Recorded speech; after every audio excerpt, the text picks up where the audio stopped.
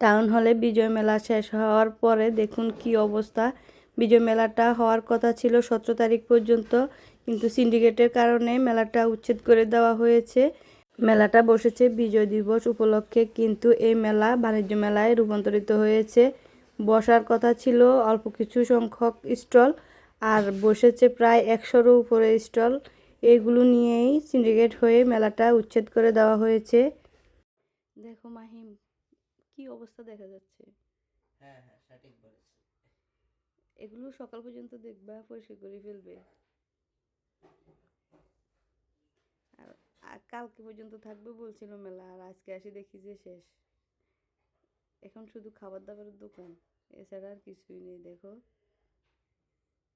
খাবে কি বলো? হালিম? Yes yes. আচ্ছা, হালিম দিয়ে না আমাদেরকে। ওরে দেখো, বেলুন উড়ে যাচ্ছে।